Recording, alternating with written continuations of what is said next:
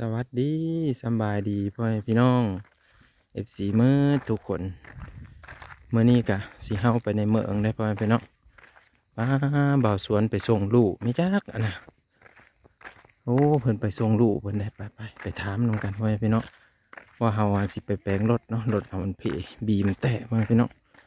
นี่บีแกนอันนี้มันแตะก็เลยสิเฮาไปแปลงอยู่ในเมือง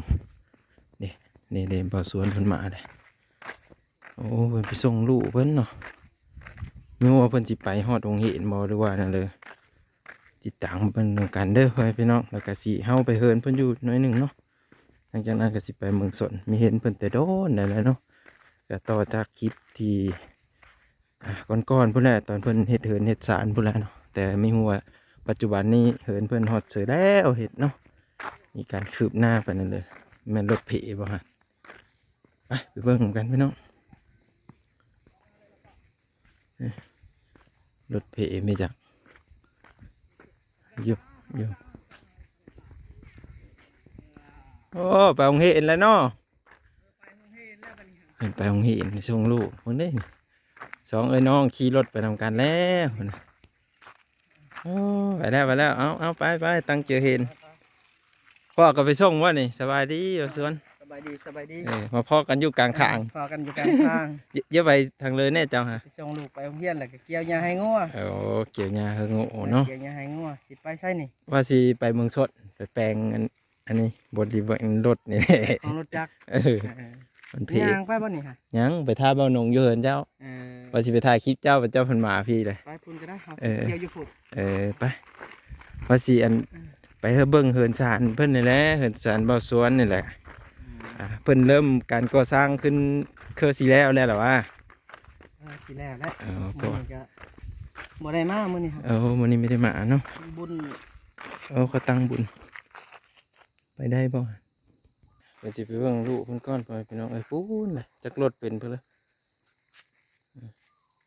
เดี๋ยวสิย่างไปพุ่นเนาะจะนั้นเอาไปท่าอยู่เหินบ่อสวนนำกันไปพี่น้องเนาะท่าเบาหนงเสือเบาหนงพาไปพี่น้องรถเบาหนงแปลงแล้วล่ะรถเบาว่างพอตายอีแบบนี้ไปกันย่างไปพุ่นละเหินเพิ่นพุ่นเนาะจะนั้นก็ฮอดเลยออกกำลังกายยามเช้าเป็นอยู่บ่หรือว่านั่นเลยเนาะบรรยากาศนี่กับแคมทางนี่แหละไปพี่น้องเลยย่างไปถนนหนทางบ้านเขาเนาะทางเส้นนี้แต่เก้ามันก็สิเป็นทางดีทางที่ว่าไม่มีคุ้มไม่มีบ่อนะแต่ปัจจุบันนี้เป็นคุ้มเป็นบ่อขึ้นมาแล้วพี่น้องยังรถเที่ยวร้ายเนาะไปเบิ่งนำกันเด้อพี่น้องเลยย่างไปน้ำบ้าว่างเลยแหละพอเป็นหมูเนี่ยเป็นเลยแหละรถตายก็จำเป็นแล้วพี่น้องเดี๋ยวป้าโทษเนี่ยเห็นเหินเพื่อนก็งามได้อพี่น้องทรงโมเดิร์นพุ่นอ่ะป้าตีโทษ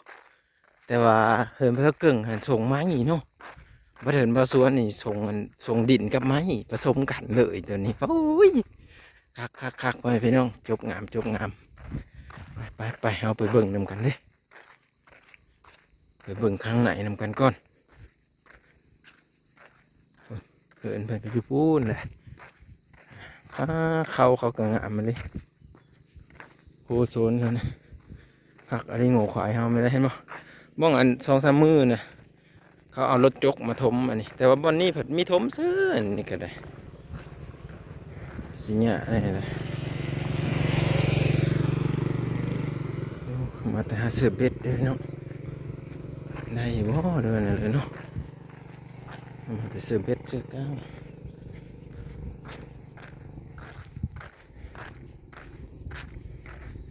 โอ้นักเติบจะได้เดี๋ยวมันได้อยู่โลป่าอยู่เลยบีมันแตะไม่ได้พี่น้องเสียเงินไปเขาว่านะนี่เห็นว่าบีมันแตะทางไหนนี่บีตัวนี้เลยเขาว่าต้องได้ต่อออกมัดช่องต้องได้เปลี่ยนมัดช่องครับ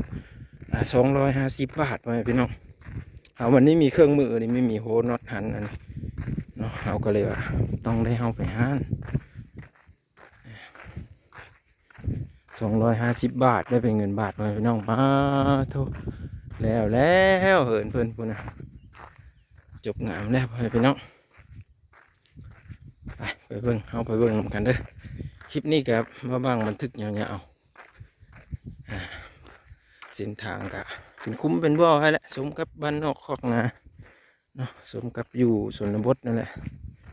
ไปเอาไปหาเพิ่นนำกันอยู่ข้างไหนเพิ่นแหละโอ้ยบ้านหลังนี้สวยงามขนาดเลยพี่น้องขอบคุณ FC ประเทศไทยเนาะที่ว่าเมตตาเพิ่นเนาะแล้วก็ FC ที่อยู่ต่างประเทศนำที่ว่าเพิ่นได้มีเฮินมีสารเพิ่นพี่น้องไปเฮาไปหาเพิ่นนำกันก็คือสิอยู่ไหนพุ่นแหละนางผินเนาะนางผินนางอันนะ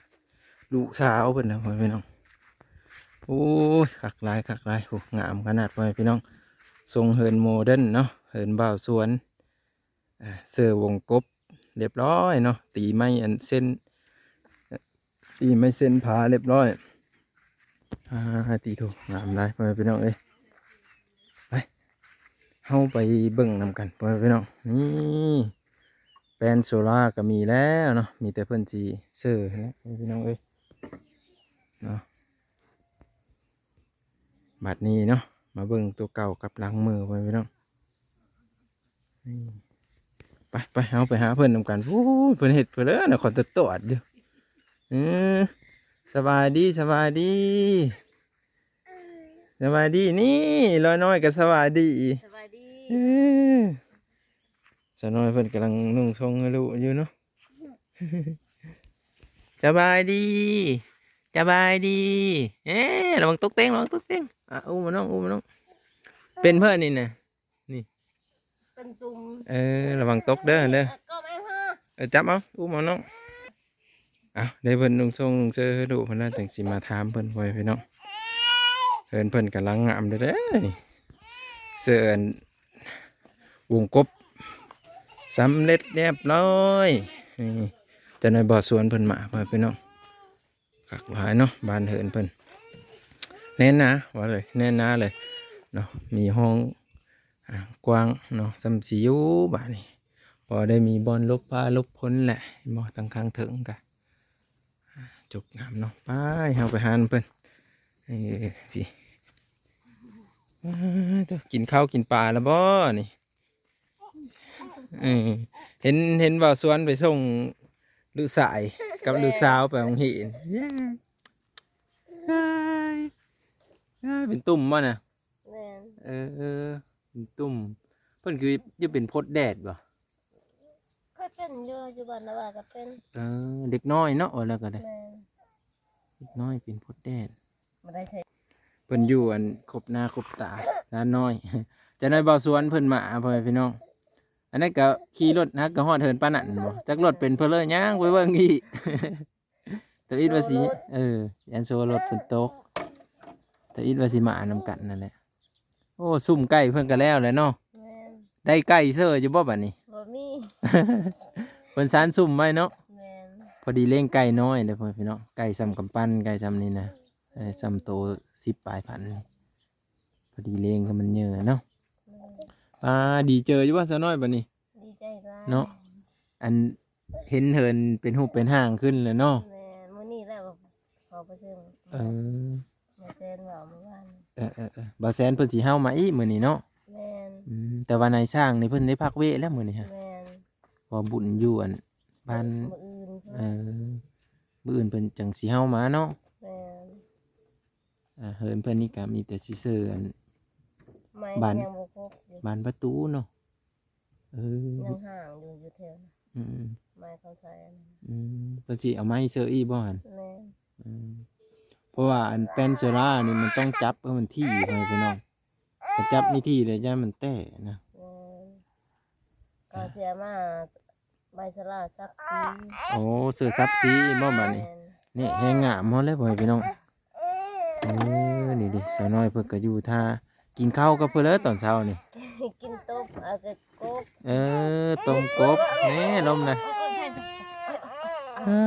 ให้มิดเพลที่ดาวปิดเลยเพิ่นจะได้ไปทราย จะได้ไปซ้ายไปยิงกบหรือบ่อัน เอ้ยพลังน้อย เนาะ พี่น้องทางบ้านก็ผมแดง เอออันนี้ไม่ได้ย้อมบ่นี่ฮะ บ่เป็นแต่หน่อย เป็นธรรมชาติเลย แม่น คักเนาะ เขากินแต่น้อยก็เป็นแนวนี้บ่ บ่กินบ่ได้แดงดำ เพิ่นสองคนนี่เพิ่นอันผมพลังเนาะ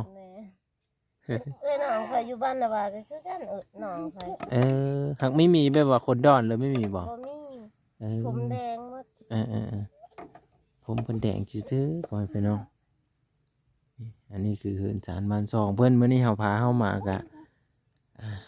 ได้เห็นเหินสารเพิ่นแน่ปล่อยไปน้องเอ้าวิดีโอหน้าจึงมาพ้อกันมื้ออีกว่าเฮาสิถามเพิ่นแนวเด้อ